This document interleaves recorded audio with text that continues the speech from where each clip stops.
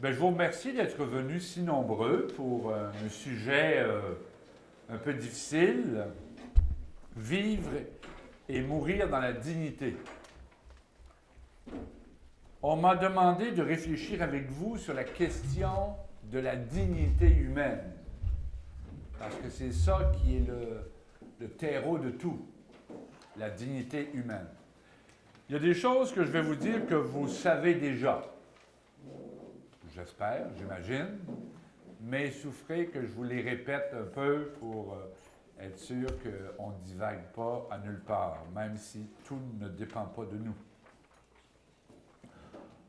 On m'a demandé d'éclairer, car on en parle beaucoup ces temps-ci, sur la question pointue de mourir dans la dignité et réfléchir à d'autres aspects des lois adoptées sur la question controversée de l'euthanasie.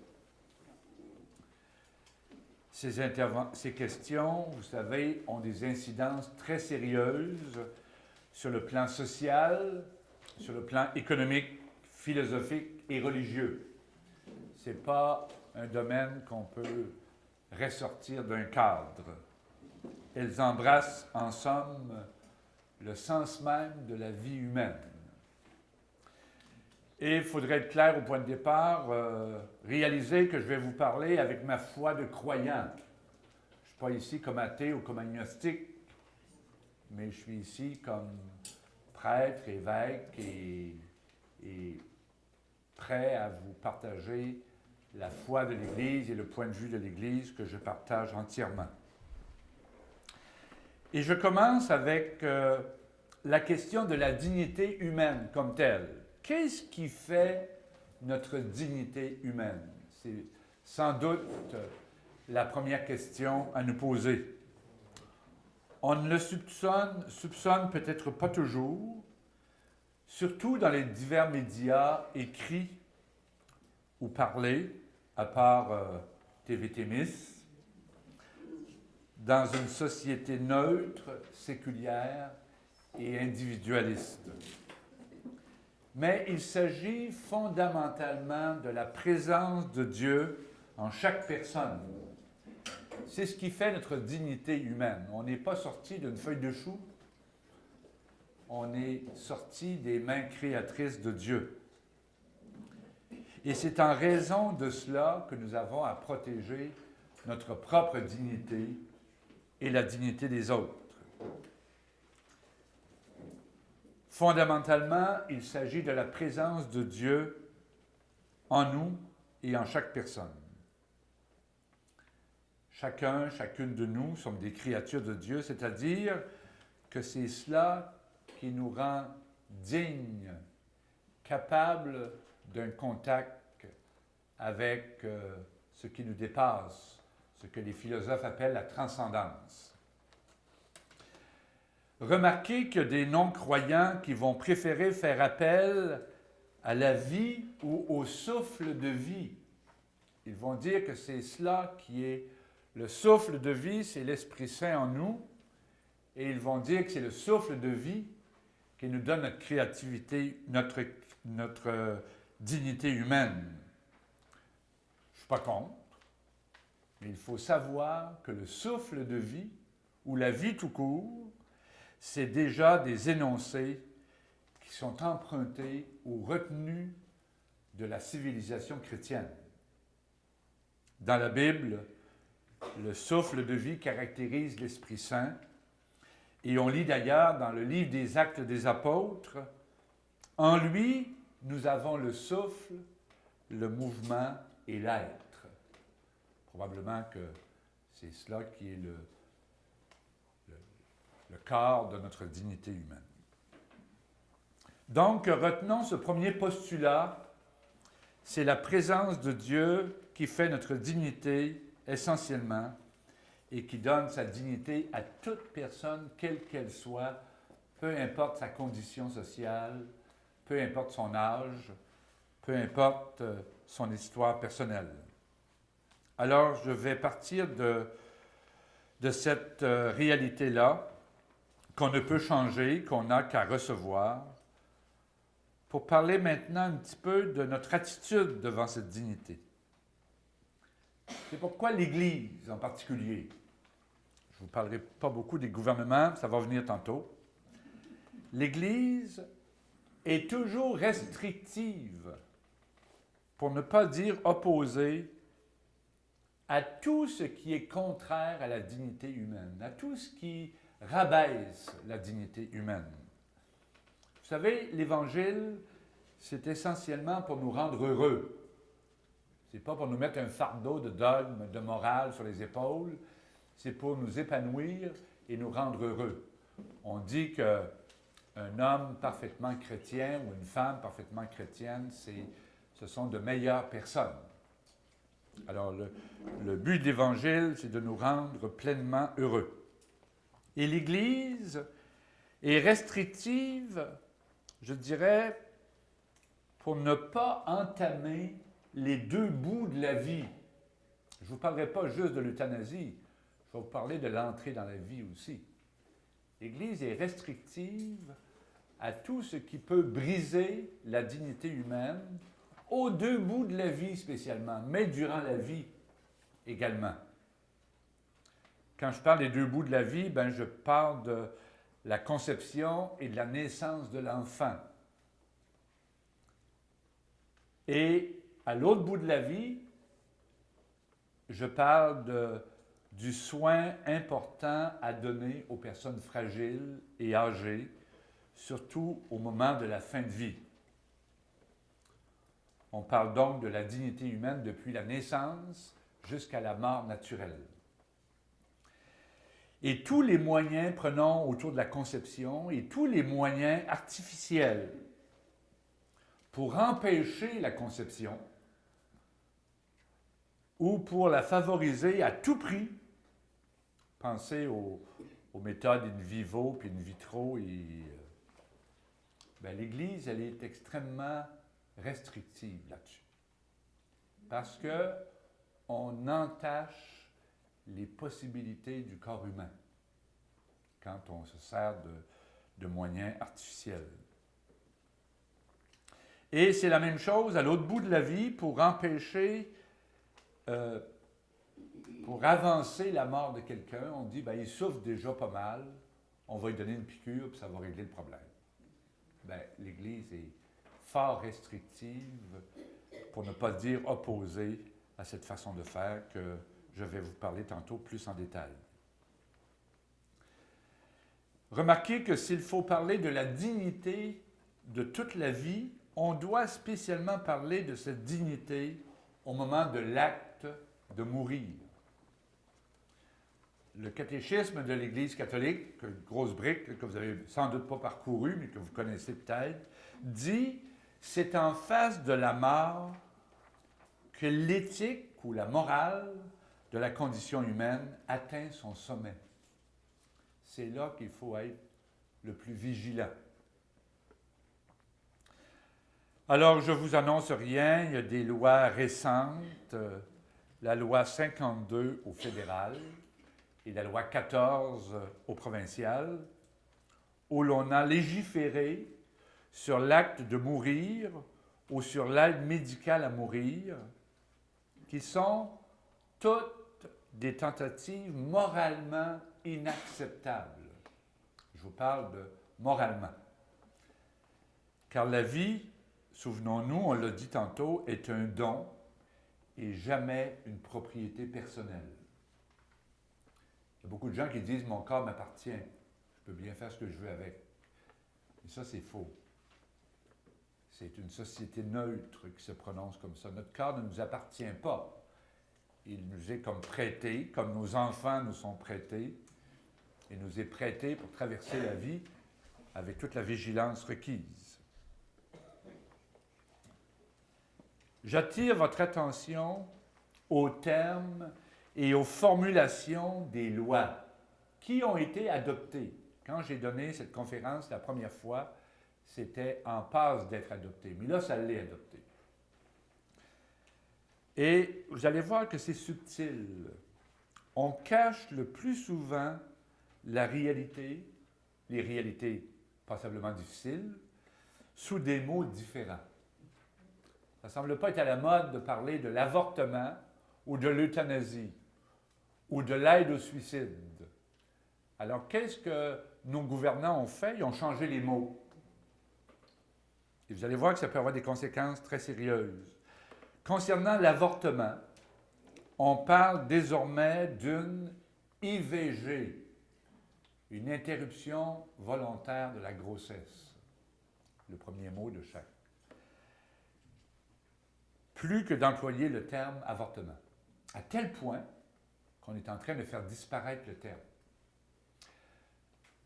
Je vous confesserai que, pas mes péchés, mais je vais vous confesser qu'au printemps dernier, j'ai rencontré une jeune femme. Une jeune femme est venue me voir et elle était venue sur l'insistance de son père, qui me connaît bien, pour me parler de son histoire. Et le lendemain matin, elle partait pour Gatineau pour se faire avorter.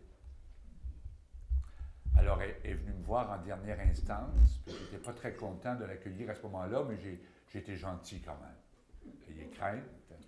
Je l'ai bien accueillie.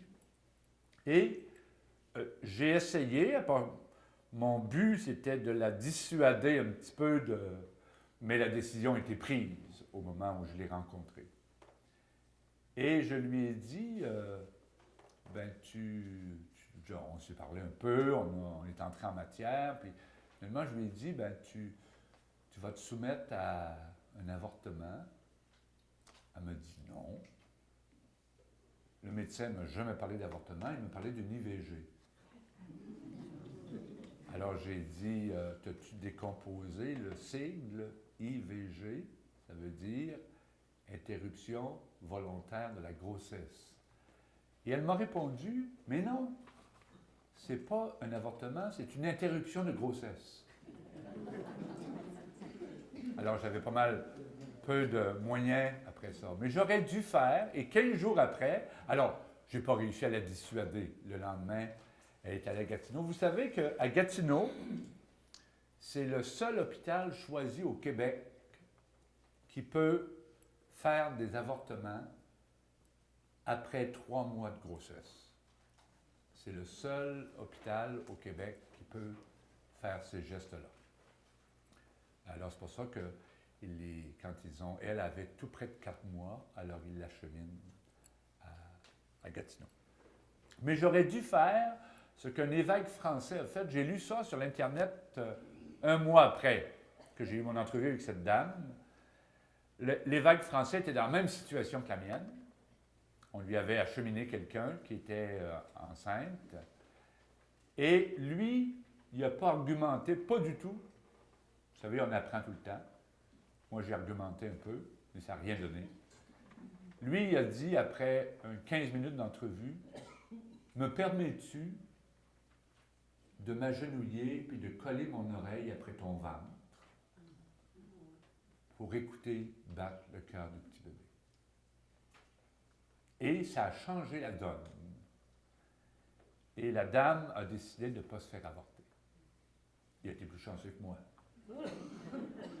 Mais c'est bien parce que c'est un geste très concret, intime, si vous voulez. Il devait se connaître très bien. C'est un geste très concret qui lui a fait prendre conscience qu'il y avait de la vie en elle et qu'elle était en train de porter la vie et qu'on ne peut pas porter atteinte à cette vie-là. Mais j'ai appris pour l'avenir. Alors, concernant l'avortement, on a changé le mot. Concernant le mourir, la loi porte le titre « Mourir dans la dignité » ou « L'aide à mourir » au lieu de parler d'euthanasie ou de l'aide au suicide. Remarquez qu'on évite le mot euthanasie, puis on évite le mot suicide. Car c'est bien de cela qu'il s'agit. Faire mourir quelqu'un ou l'aider à se suicider. Vous savez, changer le vocabulaire, c'est très grave, disent les spécialistes du langage. C'est la plus belle façon de manipuler ou de troubler la liberté humaine. Et on avait le cas tantôt de la jeune dame qui me disait, c'est pas un avortement, c'est une interruption de grossesse. Et cela affecte, paraît-il, sérieusement la culture établie. On change les mots de vocabulaire et donc ça ne veut plus dire la même chose pour tout le monde et à ce moment-là, on peut manipuler davantage. Pour parler de ce sujet de mourir et de l'euthanasie décriminalisée, parce que vous savez qu'avant ces lois dont je vous parle, un médecin qui aidait quelqu'un à mourir ou qui donnait une piqûre, ce qu'on appelle la piqûre de la mort, pour parler populairement, il était sommé de paraître en justice. C'était criminel. Mais là, avec les lois, c'est décriminalisé.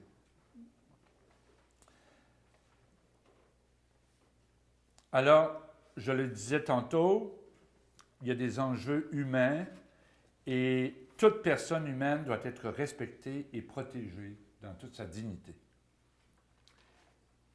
Et j'ajoute spécialement les personnes âgées et celles dont la vie est diminuée par l'âge, la maladie ou l'infirmité, ou encore affaiblie par la souffrance.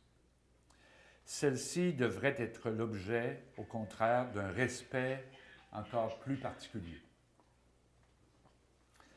La vie humaine est sacrée parce que dès son origine, elle comporte l'action créatrice de Dieu pour un croyant. Ce qui me surprend dans tout ce débat, c'est que le commandement de Dieu, le 5e commandement de Dieu, on n'y fait pas référence jamais. Le commandement de Dieu qui dit « tu ne tueras point ». Et c'est de cela qu'on est en train de se parler. On est en train de tuer des êtres humains. L'assassiner ou le faire mourir par un coup d'épée ou un coup de fusil ou lui donner une pilule, c'est tuer quelqu'un. Et j'avoue que j'ai lu une quarantaine d'articles dans les derniers mois qui portent sur l'euthanasie et il y a un article sur les 40 qui fait référence au commandement « tu ne tueras point ». C'est même pas dans l'ordre du discernement des choses, alors que c'est un postulat très fondamental et ça remonte au début de l'humanité, puis ça c'est repris par Jésus dans Matthieu 5. En conséquence, personne, en aucune circonstance, même pas une autorité ni un gouvernement, ne peut revendiquer le droit de détruire directement un être humain, quel qu'il soit. Et s'il le fait ou encourage le geste de tuer ou d'euthanasier quelqu'un, ce geste doit être considéré comme un acte immoral. Pas criminel, parce que le criminel, ça regarde la loi, mais immoral, ça regarde la moralité de l'Église. Et dans ce cas, je ne sais pas si vous le savez, mais dans ce cas, j'espère que je ne vous invite pas à la désobéissance, mais c'est un peu ce que je vais vous dire. Et dans ce cas, le chrétien, donc lié dans sa conscience, a le devoir de ne pas obéir à cette loi édictée si elle s'oppose à sa conscience. Et là, je vous cite encore le catéchisme de l'Église catholique au numéro 2256. Le citoyen est obligé en conscience de ne pas suivre les prescriptions des autorités civiles quand ces préceptes sont contraires aux exigences de l'ordre moral. Et il conclut ce numéro en disant « Il faut obéir à Dieu plutôt qu'aux hommes ». On a déjà entendu ça dans certaines lectures de la parole de Dieu. Alors, vous voyez, ils ont beau voter des lois qui permettent l'euthanasie, on n'est pas tenu en conscience par ces lois-là. On est même tenu de les contredire ou de les contrarier. C'est quoi précisément l'euthanasie? Parce qu'il y a beaucoup de confusion actuellement. Il importe de bien distinguer les choses. Je vais essayer de le faire le plus clairement possible, mais vos questions en deuxième partie pourront permettre d'aller un peu plus loin. Surtout depuis l'adoption de la loi provinciale. Il y a des confusions qui s'installent. D'abord, la loi appelle l'euthanasie un soin. C'est la chose la plus dérisoire de la loi. Un soin à donner aux personnes âgées, c'est les faire mourir. Il y a quand même des limites. Et puis, il faut distinguer, mais c'est enchâssé. Vous savez, enchâssé, ça veut dire c'est dans la loi, ça. On parle du soin à apporter à une personne mourante. Et il faut distinguer aussi entre l'euthanasie directe et l'euthanasie indirecte. Ça, vous savez ce que ça veut dire. L'euthanasie directe, c'est faire mourir quelqu'un volontairement, le tuer. Souvent, sur le lit de mort, on appelle ça une injection dite létale. Ça, c'est une injection qui provoque la mort. OK? Même s'il ne lui reste pas grand temps à vivre, on n'a pas le droit de détruire cette vie-là. Ça, c'est l'euthanasie directe. Je vous pique 3 piqûres. J'ai lu un article qui est épouvantable à lire. Comment il procède? Alors, c'est là qu'on apprend qu'il y a trois piqûres. La première, ça ressemble un peu à la piqûre qu'on nous donne avant une intervention chirurgicale, qui nous met un petit peu follette, là. Une deuxième piqûre qui fait effet en 10 minutes, qui vous pousse dans le coma. Et une troisième piqûre qui fait que le cœur s'arrête. En 3 étapes, paraît-il que tout peut s'accomplir en 20 minutes. Ça, c'est l'euthanasie directe. L'euthanasie indirecte, parlons-en parce que ça existe, et ça, c'est légal, puis c'est moral. L'euthanasie indirecte, c'est par exemple, je suis devant quelqu'un qui souffre d'un cancer en phase terminale. Okay. Alors, je vais le soigner avec la morphine, c'est ce qu'on fait souvent pour alléger ses souffrances. Et cette morphine-là est très dosée. Vous savez que c'est plus réservé au moment de la mort, la morphine. On peut soigner plein d'autres maladies qui font souffrir en donnant des petites doses de morphine. Mais pour une personne qui souffre du cancer en phase terminale, on va augmenter la dose pour éviter la douleur, mais il pourrait arriver, vous voyez, ce n'est pas direct, il pourrait arriver que la personne meure, que son cœur ne prenne pas la dose. La médecine sait quelle dose donner, mais le corps humain, nos corps humains sont tous différents. Alors, certains sont plus résistants, puis d'autres moins. Alors ça, ils ne peuvent pas trop savoir comment on va réagir d'avance. Et il pourrait arriver que vous ayez une piqûre de morphine pour soulager et qui va procurer la mort. Ça, j'appelle ça l'euthanasie indirecte. Le médecin ne veut pas vous faire mourir, mais le corps réagit de la sorte. Alors, j'espère que c'est clair entre l'euthanasie directe et l'euthanasie indirecte. L'euthanasie directe est à proscrire. L'euthanasie indirecte est possible et se produit d'ailleurs régulièrement auprès des mourants. Ça, c'est important de vraiment le souligner. Et ajoutons aussi que l'euthanasie n'est pas du tout à confondre avec l'acharnement thérapeutique. Vous savez, le surplus de soins, là.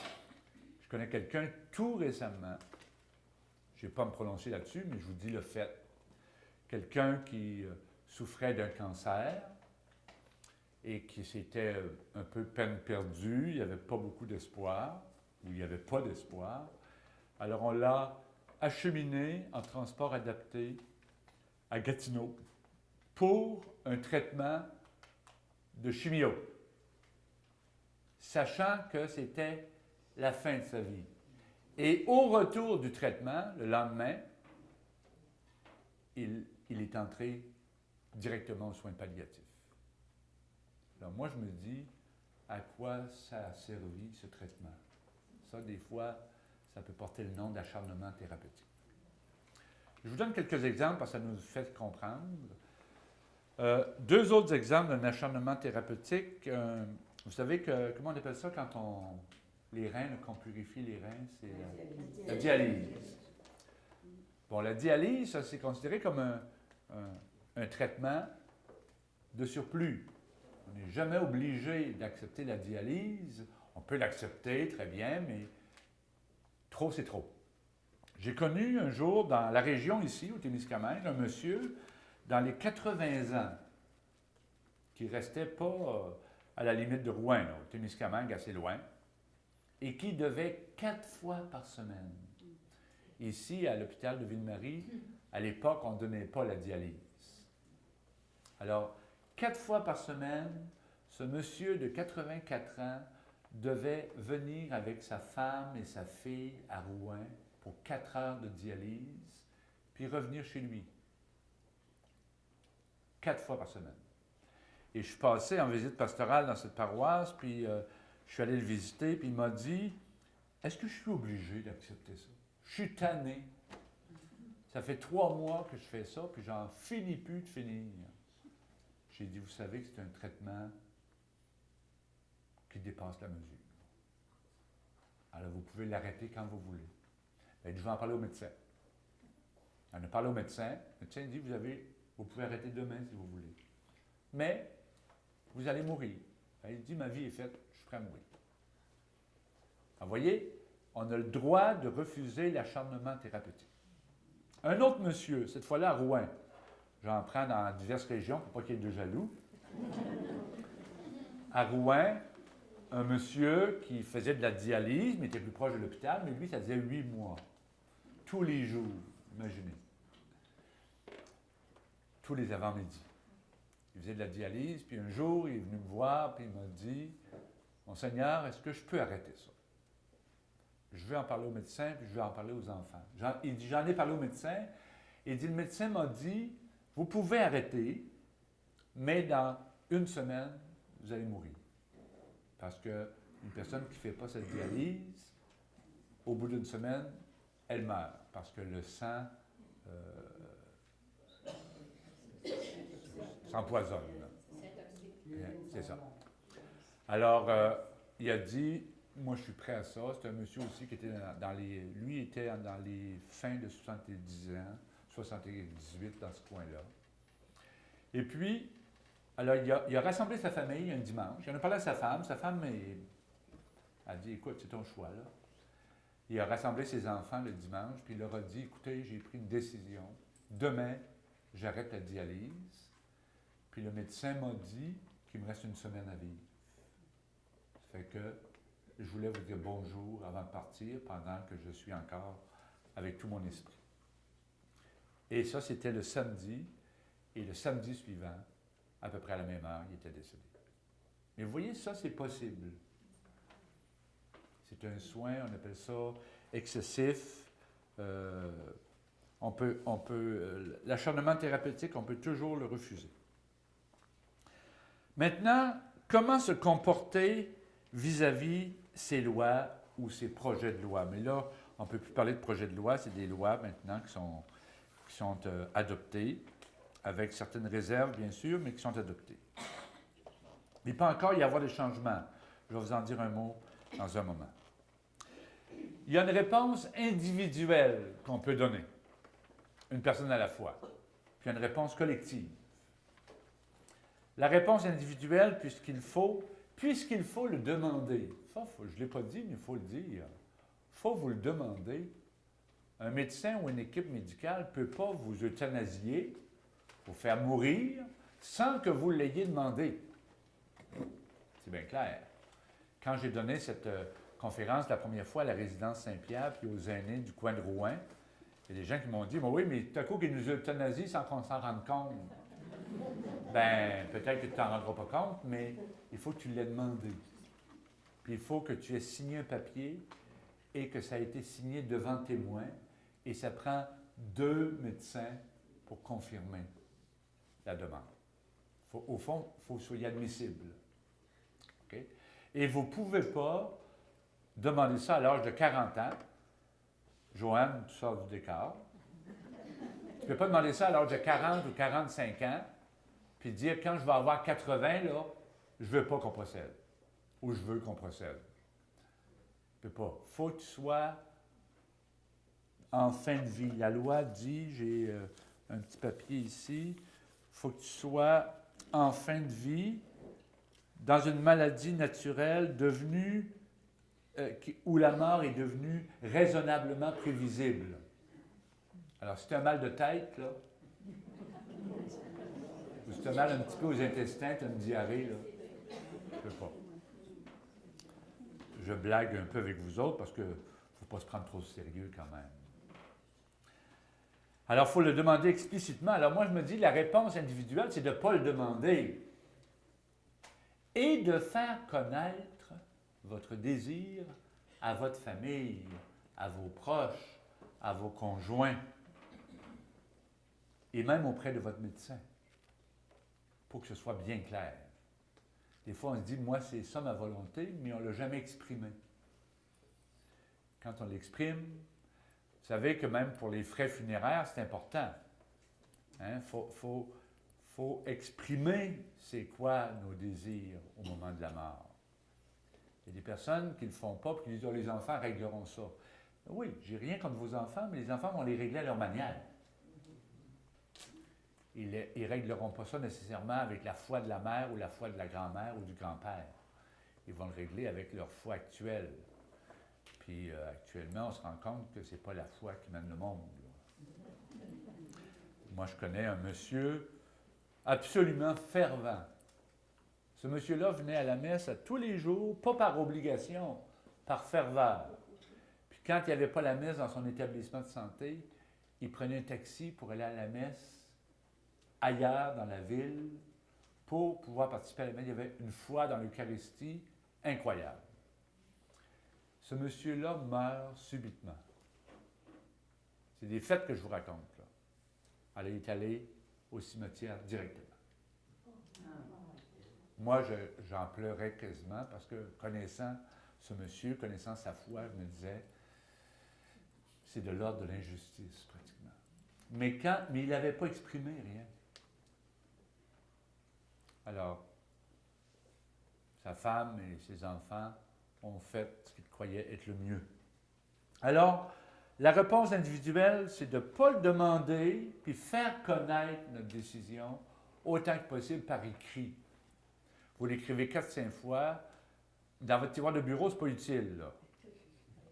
Il faut vous le donner à votre fille ou à votre fils ou à votre exécuteur testamentaire ou à quelqu'un qui peut ouvrir un papier avant que vous ayez passé de l'autre côté pour savoir quoi faire. Il y a quelque chose d'un peu drôle qui est arrivé. On a un prêtre, monsieur, comment il s'appelait, celui qui était à Cloutier longtemps, là, qui est mort à 103 ans. Hein? Non. Non. Non, Giraud, c'est l'automne passé. On a un prêtre qui a été comme 25 ans à Cloutier, curé. J'ai le nom sur le bout de la lèvre, mais vous voyez, à mon âge, ça arrive. Et puis, il a fait une faiblesse. Il était retraité chez les Sœurs Notre-Dame Auxiliatrices. Puis, un midi, après le dîner, il a fait une faiblesse. Monsieur Proto. Alors, il a fait une petite faiblesse. À cet âge-là, à 103 ans, une petite faiblesse, ça nécessite l'ambulance. C'est ce qu'ils ont fait. C'est Gilles Chauvin, d'ailleurs, qui avait appelé l'ambulance, puis il l'a accompagné à l'hôpital. Et quand il est arrivé à la clinique d'urgence, les médecins étaient là, et là, il avait repris conscience. Et le médecin lui a dit, « Monsieur Proto, s'il arrive quelque chose, il dit à 103 ans, tout peut arriver. Qu'est-ce qu'on fait? » Il dit, vous faites tout ce que vous pouvez. Alors, moi, j'étais arrivé sur les lieux, puis le médecin m'a fait un clin d'œil en voulant dire, on doit-il tenir compte de ça? Ben, j'ai dit, il y a 103 ans. Je ne pouvais pas penser que... Alors, ce qui est arrivé, c'est qu'ils l'ont mis dans un... Vous voyez, des fois, on peut se tromper. Ils l'ont mis dans une chambre de soins palliatifs, disant... Le verdict du médecin, c'est qu'il va mourir d'ici quelques heures. 103 ans, c'est pas trop surprenant. Alors, ils l'ont mis dans une chambre pour son confort, pour qu'il soit à l'aise. Puis, bon, on verra demain. Pas de médication, pas rien. Le lendemain matin, M. Proto se réveille à 6 heures, se lève tout seul, fait sa toilette, sans que les gens au bureau de garde s'en rendent compte, fait sa toilette, s'habille tout seul, puis là, il s'assoit sur son lit, puis là, il sonne. Alors, l'infirmière vient, et à la grande surprise de l'infirmière, M. Proto lui dit « Bonne journée à vous. Quand est-ce que vous m'apportez mon déjeuner? J'ai faim. » Alors l'infirmière est repartie, ça pointe des pieds. Elle est allée appeler le médecin pour dire qu'est-ce qu'on fait. Bien, il dit donnez-lui à manger. Mais elle dit, là, elle lui raconte, il a fait sa toilette, il s'est habillé, il s'est assis sur son lit, il a l'air bien portant. Qu'est-ce qu'on fait? Est-ce que vous proposez une médication? Le médecin dit je vais passer dans 1 heure, je vais aller le voir. Alors il est allé le voir, il a constaté les faits. Vous voyez, la veille, il avait mis aux soins palliatifs. Le matin, revigoré, et puis il a donné une médication, mais ça a duré à peine 10 jours, mais quand même. Il y avait une part. Vous voyez que des fois, il y a des choses un peu bizarres qui arrivent. Alors la réponse individuelle, c'est de ne pas la demander et de faire connaître autour de soi notre désir. La réponse collective, ça c'est de tous nous autres, de la société en général, des différents corps sociaux. La réponse collective se ferait en 3 points. Puisque l'euthanasie, même légalisée, est tout à fait contraire à la dignité et à la vie de la personne, sans parler de notre foi de croyant, il faut s'y opposer collectivement. Mais je ne veux pas rêver en couleur. On est dans une société neutre, individualiste, sécularisée. Je ne m'attends pas que la société va se lever en masse pour s'opposer à l'euthanasie. Mais, c'est quand même un point. Et la deuxième partie de la réponse collective, c'est de demander le développement de la pratique des soins palliatifs comme solution. On s'est rendu compte que dans les maisons de soins palliatifs, là, à la grandeur du Québec, il n'y a pas de demande pour l'aide médicale à mourir. Les gens sont tenus dans un état de confort, d'apaisement, d'écoute, de compassion. Il n'y a pas personne dans ces maisons-là qui demande d'être euthanasié. Une fois, j'ai dit ça, puis on dit oui, ils sont trop faibles pour le faire. C'est une manière de voir les choses. Mais vous savez que quand la loi a été votée sur le plan provincial, tous les organismes de soins palliatifs, les directeurs, les conseils d'administration, ont fait connaître au gouvernement qu'il était défavorable à cette loi-là. Et ça l'a enfargé le gouvernement.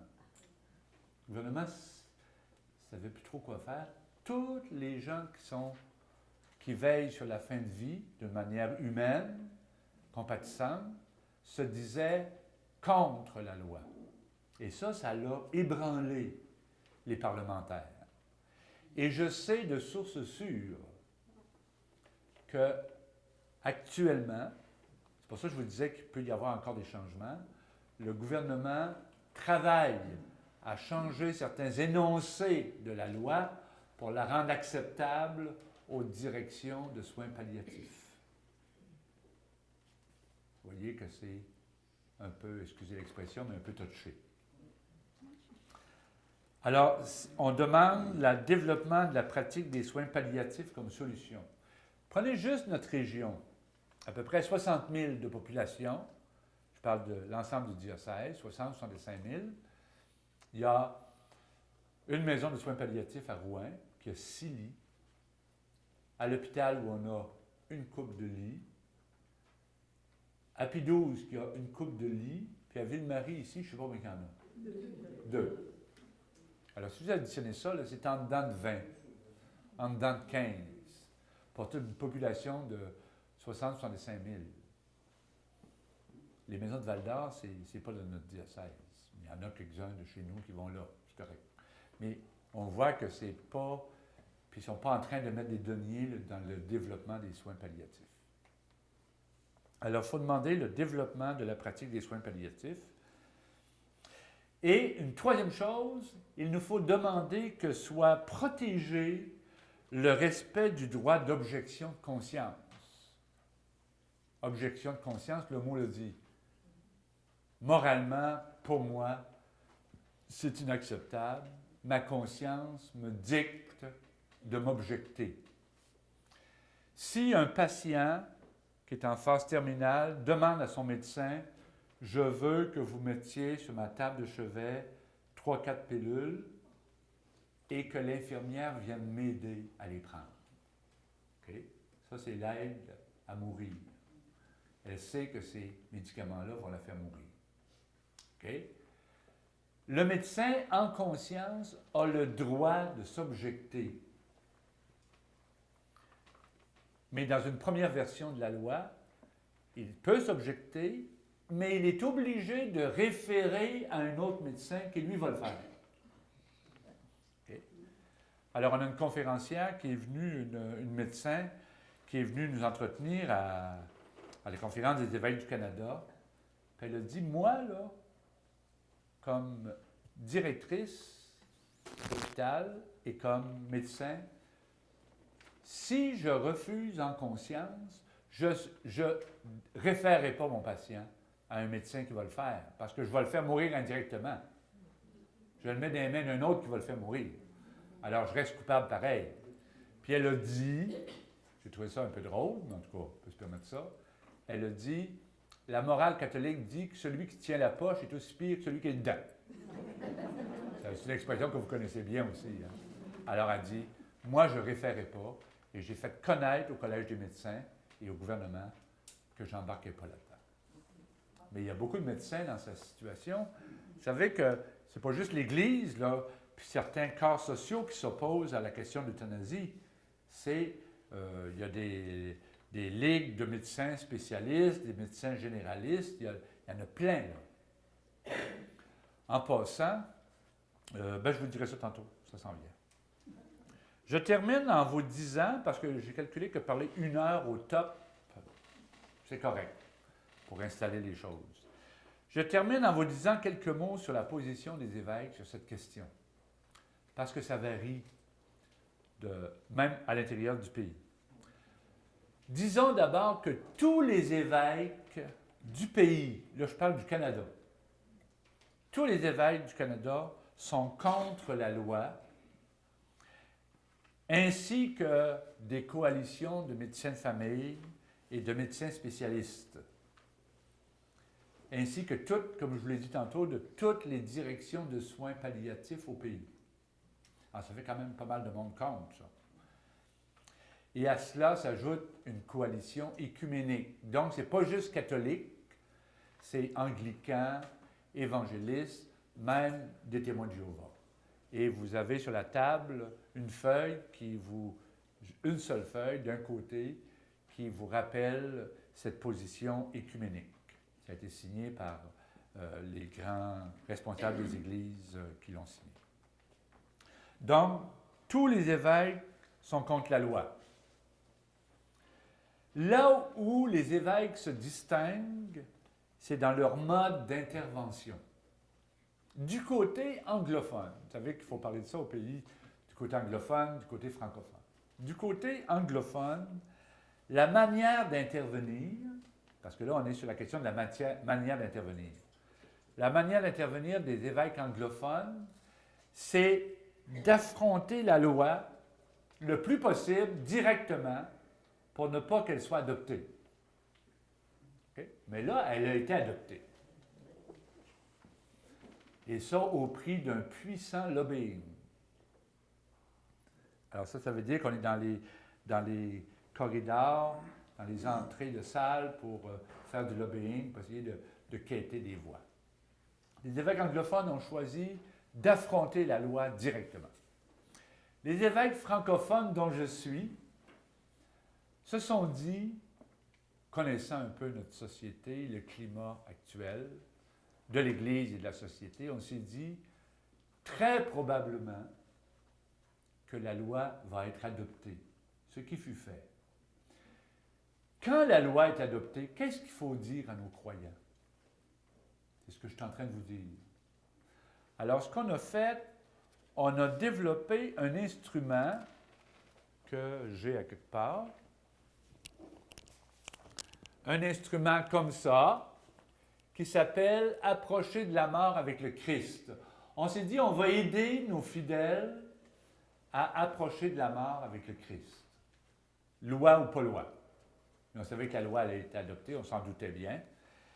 C'est fait de 2 parties, 2 chemises. Ici, vous avez le message, il y a un message des évêques francophones sur l'euthanasie, où j'ai repris un certain nombre de choses avec vous aujourd'hui. Et l'autre message, l'autre côté, c'est des fiches. Je vous donne les titres. C'est des fiches de réflexion. Apprendre la compassion auprès du Christ. La deuxième, il y en a 5. Accompagner et conduire au Christ. Veiller avec le Christ. Approcher de la mort avec le Christ. Mourir et ressusciter avec le Christ. Alors, c'est 5 fiches différentes qui servent actuellement pour la pastorale des malades et surtout les grands malades en fin de vie. Alors, c'est notre manière d'aider la communauté croyante. On n'a pas voulu s'opposer radicalement à la loi sur la place publique. On a préféré aider notre monde à vivre ça plus posément. Alors, retenez au moins que la CECC, ça c'est la Conférence des évêques du Canada, et l'AEQ, l'Assemblée des évêques du Québec, désapprouve entièrement et catégoriquement toute tentative de justifier ou d'appuyer le prétendu droit à l'aide médicale au suicide et à l'euthanasie. Cette pratique sera toujours inacceptable. Je mesure chacun des mots. Toujours inacceptable parce qu'elle est immorale. Surtout qu'il ne faut pas appeler ça un soin, comme je vous ai dit tantôt. Alors voilà ce que je voulais vous partager. Ça ne doit pas vous surprendre beaucoup. J'ai une position assez claire, mais je tenais à vous la partager à l'invitation du mouvement des femmes chrétiennes. Je pense que... Et je vais tenter, dans un deuxième temps, on va faire une petite pause. On va diviser notre moment en 2. Faire une petite pause et je vais répondre à vos questions. Je termine en vous apportant le témoignage. Tantôt, on a parlé de l'abbé Giroux. C'est un de mes prêtres qui est décédé au mois de novembre dernier. Donc, c'est une histoire assez récente. On dit que la médecine apaise toute souffrance. Il y a quelques années, je pense que c'était en 2008 ou quelque chose comme ça, quand on a commencé à parler de l'euthanasie, on a organisé des causeries du Carême à Rouen sur le sujet, où on invitait chaque fois quelqu'un du domaine médical et quelqu'un du domaine de l'Église pour partager des éléments de réflexion. Et il y a un médecin spécialiste auprès des personnes âgées qui est venu nous dire « La médecine a tout en main pour apaiser toute souffrance physique. » Puis il a raison.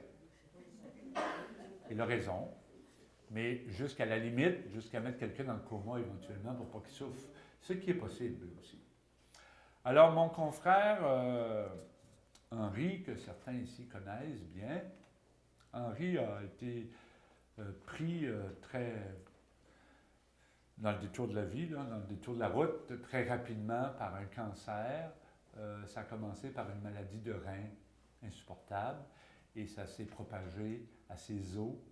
Alors un cancer des os très vilain. Et en quelques jours, après des examens qui se sont faits en 3-4 jours, il a été transféré aux soins palliatifs où il a été à peu près 15 jours. Mais il était c'était un paquet de souffrances au début. Et ça a pris du temps à la maison des soins palliatifs pour lui apporter un peu de paix, un peu de réconfort dans son physique. Alors, je ne sais pas si le protocole, je ne sais pas si vous connaissez ça, les infirmières, il y a des infirmières parmi nous, ils connaissent ça sans doute, ce qu'on appelle le protocole de détresse.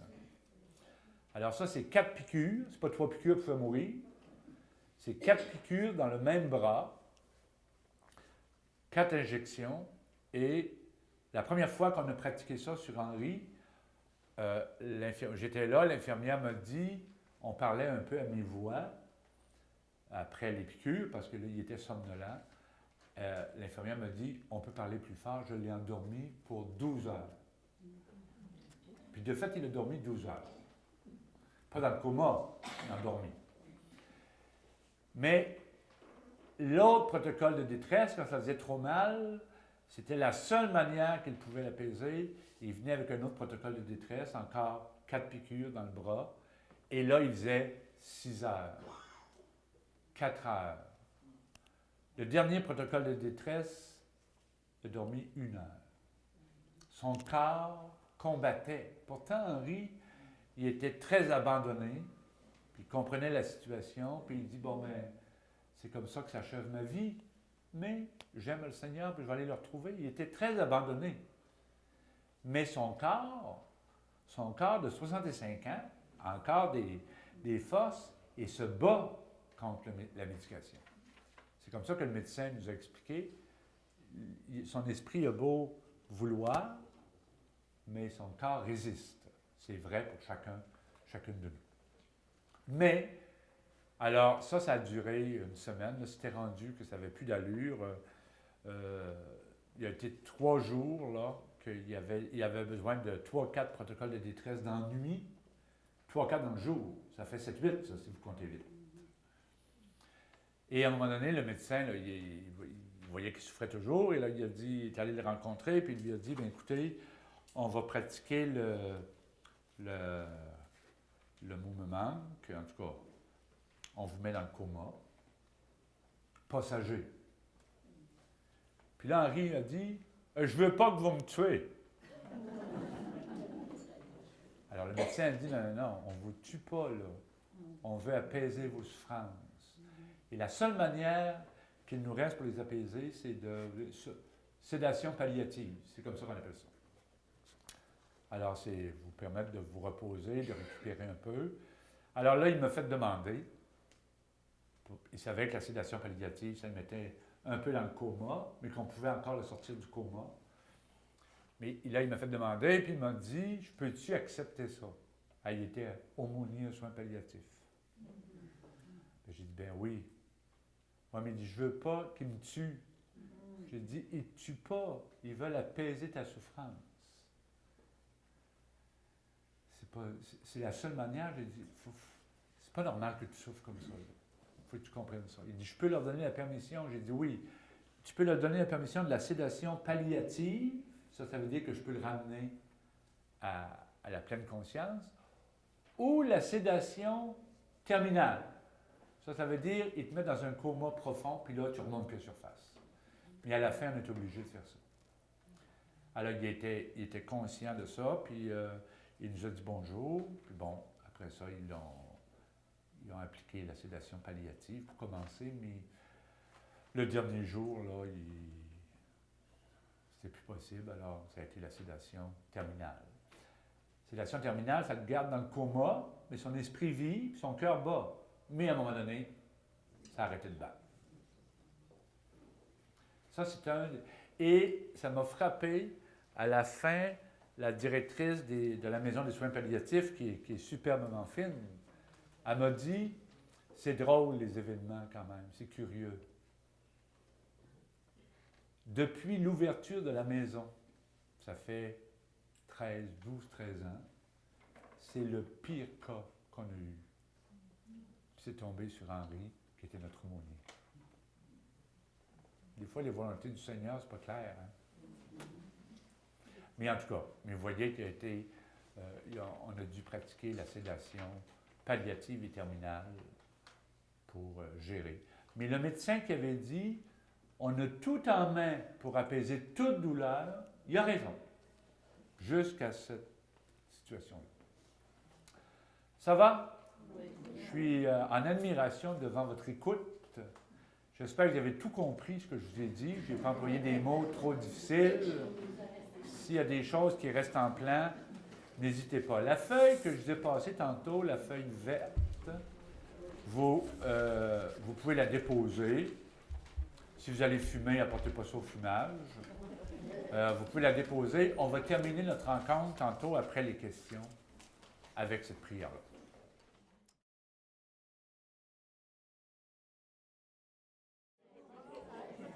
Alors, cette deuxième partie, c'est pour répondre à vos questions.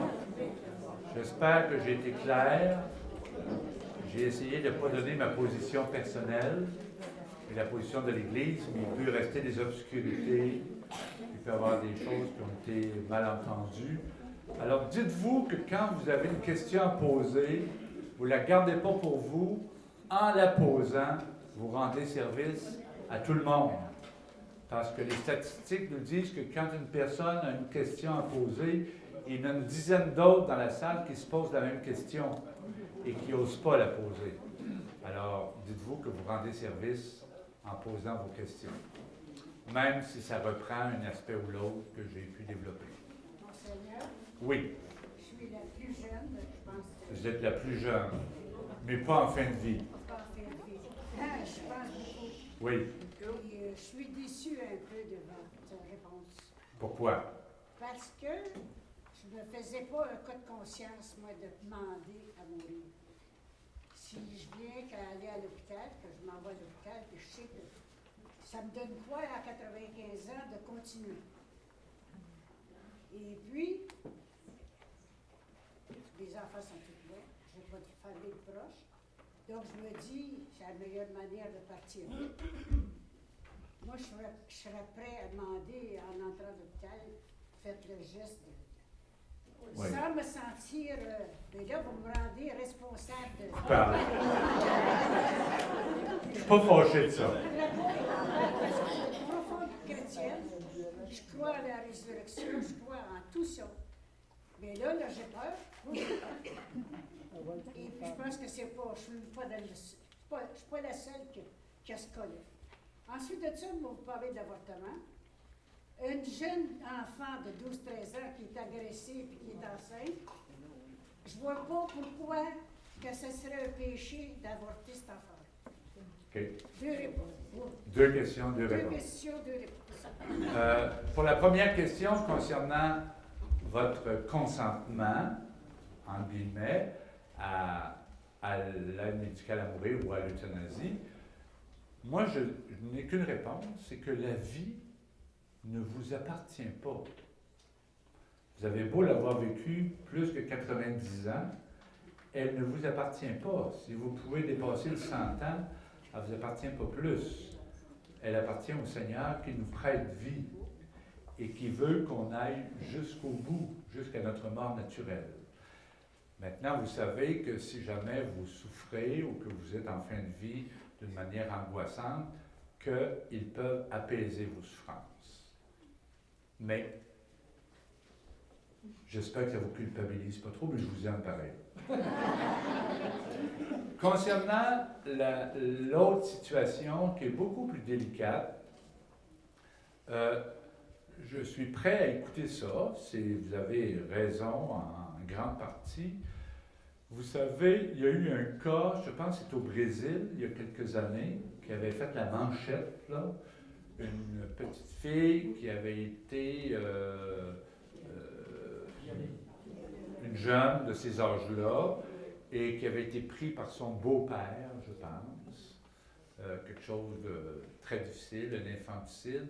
Et puis, il y avait des gens qui étaient opposés à l'avortement à tout prix, qui avaient fait des déclarations, dont un cardinal du Vatican. Et qui a été, je le vois encore, habillé tout en rouge, là, sur la place Saint-Pierre, faire cette déclaration. Il avait été injurié par l'opinion publique pendant un certain temps. Et finalement, le Vatican a donné l'autorisation, cette fois-là, dans des cas limites, comme ça. Mais là, je ne parle pas d'une petite maman qui est rendue à 2-3 enfants, qui est mariée ou qui est avec un conjoint, là, je ne parle pas de ça, mais c'est une petite fille vraiment qui n'est même pas à l'âge d'élever un enfant, là, puis en plus. Là, puis, bon, il y a certains cas qu'il faut savoir écouter, puis il faut savoir faire preuve de compassion et de compréhension. Mais quand je dis ça, je ne donne pas la licence pour l'avortement. Merci.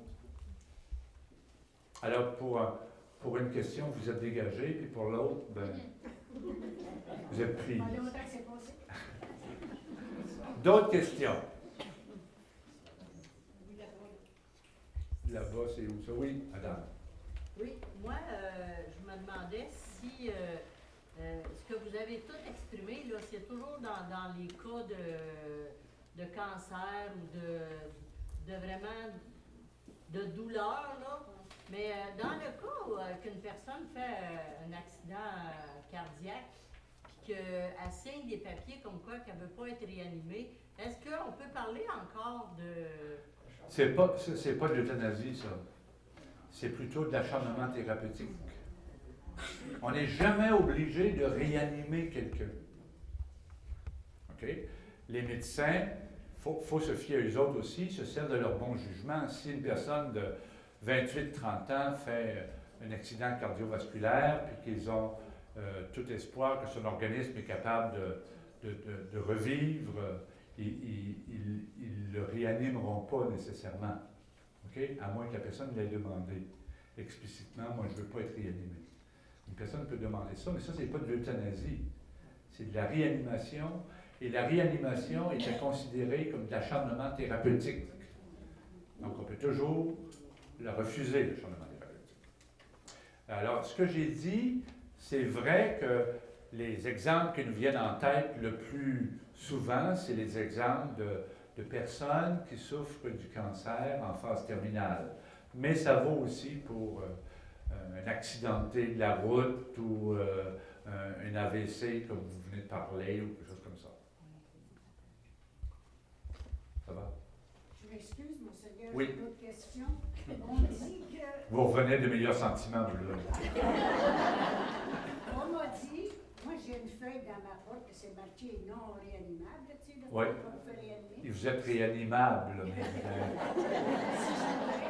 Mais que si c'est un infirmier qui vient à la maison, qui est obligé de le faire, c'est-tu vrai?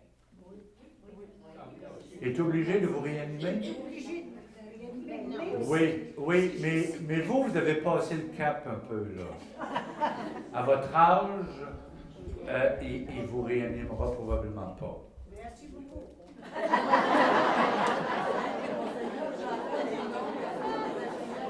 Comment? J'entends des noms pareils. Y a-t-il des infirmières ici qui peuvent mieux répondre que moi? Je pense qu'on a l'obligation. Oui. Moi, je travaillais plusieurs années à l'hôpital, infirmière, tout ça. Puis quand on avait consentement, on regardait dans le dossier antérieur s'il y avait signé comme de quoi que non-réanimation en cas s'il faisait une crise de cœur. Oui. Okay. Mais s'il arrivait avec accidenté de route, avec Oui. arrêt cardiaque, Oui. il fallait réanimer. Oui. On n'avait pas le choix. On fait toujours les manœuvres en tout temps, jusqu'à ce que le médecin et la famille décident. OK. Ça, c'est ça. Et si c'est à la maison? La Aussi, même chose, aussi. tu fasses la même chose. Faut que tu fasses tant et aussi longtemps qu'il n'y a pas un médecin qui a dit on arrête toutes les manœuvres. Dans votre conférence, qu'est-ce que j'aimais, c'est quand ça la dignité humaine, c'est un don qu'on peut dire. Moi, je pense que c'est le cœur. C'est le cœur de tout, là. La vie, c'est un don de Dieu. Ça nous est prêté. Je ne peux pas faire ce que je veux avec ma vie. Je la gère comme si j'étais un peu mandataire ou débiteur de ma vie. C'est pas un don absolu. Quand les petites mères disent « je me fais avorter, mon corps, ça m'appartient, j'ai bien le droit de disposer où je veux », ça, c'est faux, ça. Puis c'est pas juste les petites mères qui disent ça, il y a des petits pères aussi, là. Alors, il faut vraiment démêler les choses. Et tout le monde, même des non-croyants ou des agnostiques ou des athées, reconnaissent que la vie ne vient pas d'eux autres. Ce n'est pas un acte de raison. La vie, ça nous est donné. Puis moi, j'ajoute que ça nous est prêté. Et il me semble que là, il y a un nœud d'une affaire. Et parce que ça nous est donné, j'ai à la protéger. Monseigneur, une personne Alzheimer, Oui, plus responsable de ses pensées, oui, qui n'est plus là, oui. et puis, admettons qu'elle n'a plus d'argent ou qu'il s'en occupe pas. Vous pensez pas que ça serait bon, ça? Vous êtes têtu un petit peu, vous, hein? Non, c'est vrai. Votre question est très pertinente. Là. Je blague. C'est vrai. Mais je suis obligé de vous dire que la vie est un don. Et je suis obligé aussi d'ajouter, ça, demandez-moi pas trop de vous expliquer parce que je serai un peu à court de mots. Vous avez appris ça étant jeune, c'est encore vrai, mais ça ne s'exprime plus de la même manière. Vous avez entendu parler de la souffrance rédemptrice. Ma souffrance unie à celle du Christ. OK? Et si je ne suis pas capable de l'unir à la souffrance de Jésus, Jésus l'unit lui-même. OK? Alors, votre madame ou votre monsieur, on met toujours des madames, mais il y a des messieurs aussi. La personne Alzheimer, qui a plus connaissance de la vie, moi je connais une madame, ça faisait 28 ans, là, elle avait eu 18 enfants. Elle ne reconnaissait plus son mari ni aucun de ses enfants. Ils l'ont visité tous les dimanches pendant ces 28 ans-là. Et ça, c'est des cas là, compliqués. Mais son mari était très croyant, puis c'est lui qui m'avait dit, je vais vous raconter une histoire tantôt là-dessus, mais il dit, moi je crois que Jésus l'unit à elle, puis il va venir la chercher, il va venir la prendre quand le moment va être arrivé. Vous connaissez l'histoire, je vais juste raconter ça, puis je vous reviens, madame. Vous connaissez l'histoire d'un vieux monsieur, c'est en France, ça s'est produit. J'ai lu ça dans un témoignage. Un vieux monsieur de 83 ans qui allait... Oh! J'ai touché quelque chose de fragile.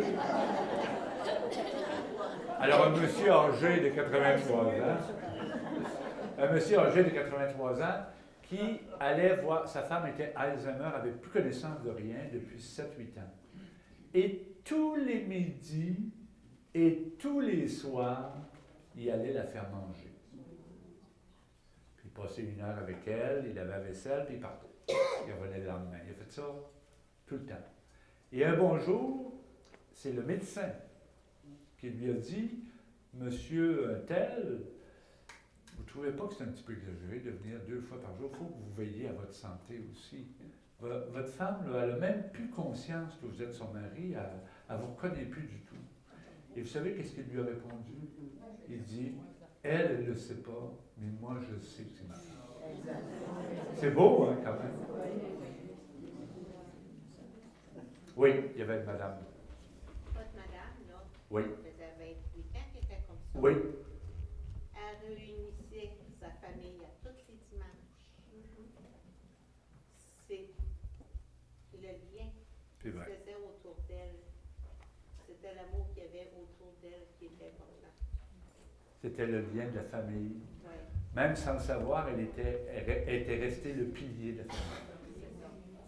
Puis dans des rassemblements comme ça, il se passe plein d'affaires. Des pardons, des salutations, des revirements. Mais c'est pas insensé. Même si c'est dur à vivre. Est-ce que vous avez d'autres questions? Et si on fait une dernière en arrière? Mais en fait, ça porte à beaucoup de réflexions, votre conférence, mais il y a 2 trucs. Oui, je vais Peux-tu te lever? Oui, c'est ça, ça va nous aider. En fait, moi, il y a une statistique que vous avez mentionnée qui a retenu mon attention, puis ben, j'en ai profité pour m'informer, mais quand vous dites qu'il n'y a aucune personne en ce moment dans les maisons palliatives qui a demandé l'aide à mourir, par contre, il y a 160 personnes à l'extérieur des maisons palliatives qui l'ont demandé, eux. Donc, ces 160 personnes-là, à vos yeux, vous les considérez comme des non-chrétiens? Comment on... Tu sais, puis je pense à la madame qui est là, qui dit, ben là, vous m'avez donné un sentiment de culpabilité parce que je l'aurais pris l'aide à mourir. Donc, en ce moment, j'ai comme l'impression, oui, c'est correct de sensibiliser les gens, mais vous n'avez pas l'impression de... Là, c'est comme si vous forciez des gens à refuser l'aide à mourir, alors que l'aide à mourir, c'est un choix qui est volontaire, donc on choisit oui ou non de le prendre. Je sais pas, il y a ce côté-là. Là, Il y a deux volets à votre question. Un des volets, c'est les gens qui demandent de l'aide à mourir. C'est mes frères et mes sœurs, comme tu es ma sœur, puis les autres sont mes frères. Je n'ai pas à les condamner. Ça, c'est très clair. Si ça peut vous aider, madame. Je n'ai pas à les condamner. C'est leur jugement personnel. Puis, je vous raconterai une autre situation tantôt. Mais, moi, mon propos aujourd'hui, ce n'est pas de vous culpabiliser. C'est de vous dire, votre vie, elle vous a été donnée. Et vous avez à la respecter selon certaines orientations. C'est juste ça. Moi, je n'ai pas le goût de vous condamner par tout. Si un jour vous demandez l'aide médicale à mourir pour des raisons en conscience, là, je suis obligé de respecter qui que ce soit. Je vous donne l'exemple. C'est un exemple qui est tiré de ma première vie. J'étais en paroisse et le conseil de paroisse, ça paraît loin de votre affaire, mais c'est pas si loin. Le conseil paroissial avait décidé, écoutez, là, on se reporte dans les années 80, là, où les mariages, les divorcés remariés, là, commençaient un peu. Là. En tout cas, ça faisait parler beaucoup, ça faisait jaser beaucoup. Alors, on voyait que dans la paroisse, il y en avait beaucoup, on ne pouvait pas identifier là, le nombre. On a dit, on va inviter tout ce beau monde par le billet du feuillet paroissial. On avait quelques statistiques au presbytère, mais je n'avais pas le droit de les rendre publiques. Alors ceux-là, je les ai appelés. Puis on les a invités pour une soirée de réflexion sur leur situation dans l'Église. OK?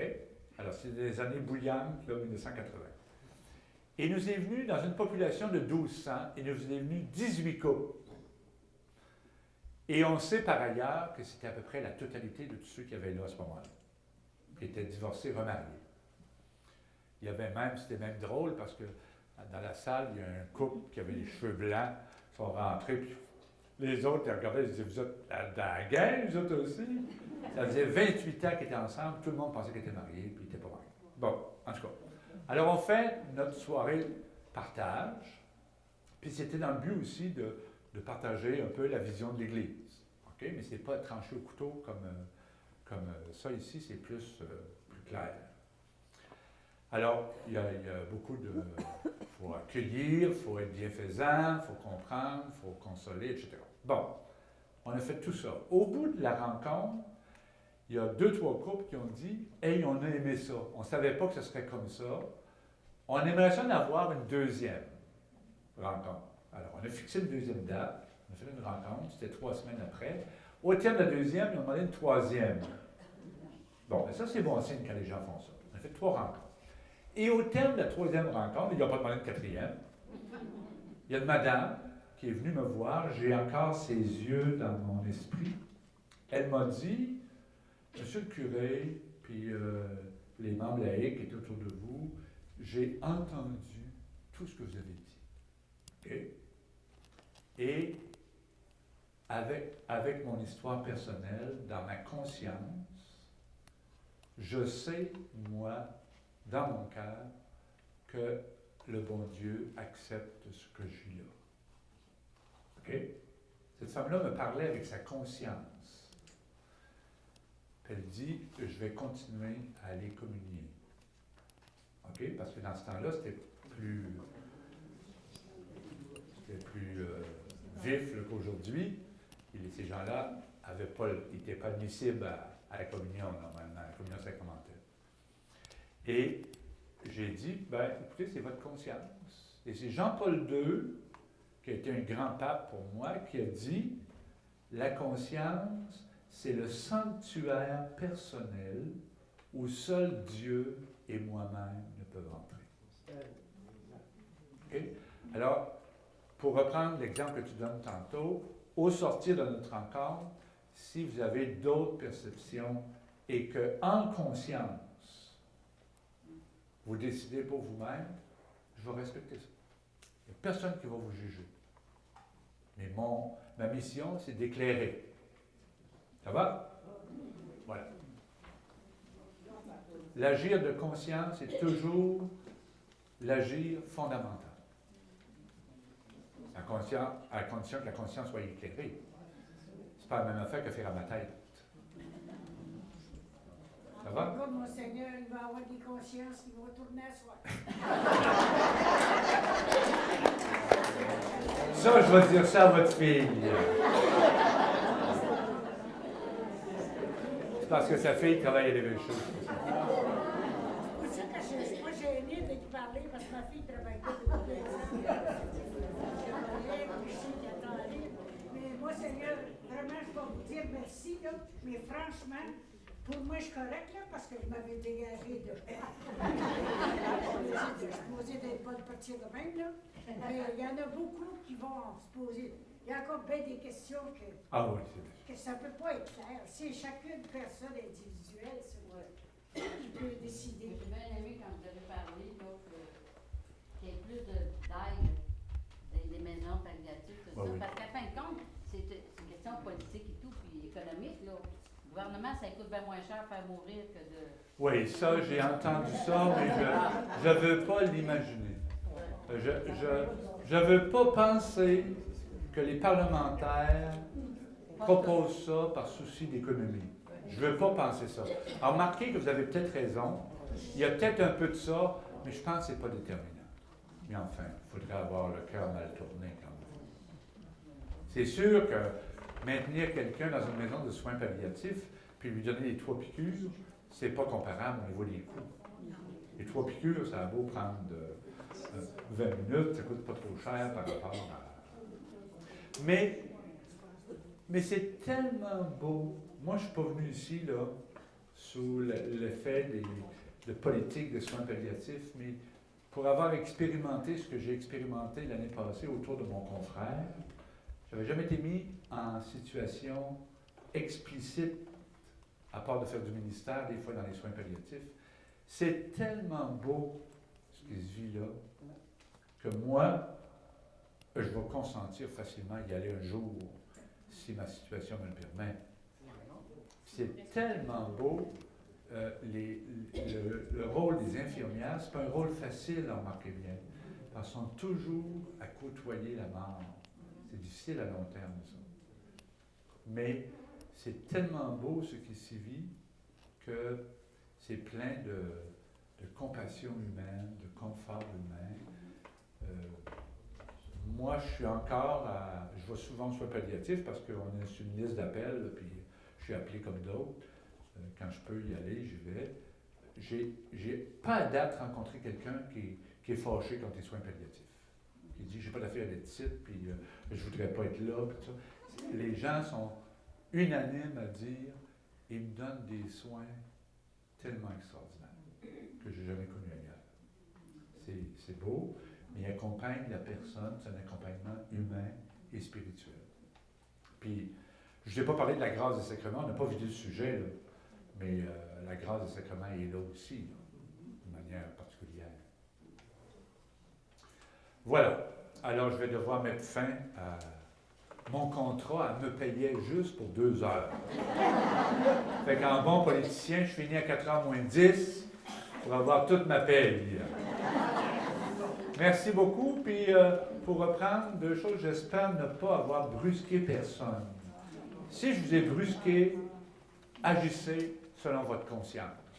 C'est bien correct.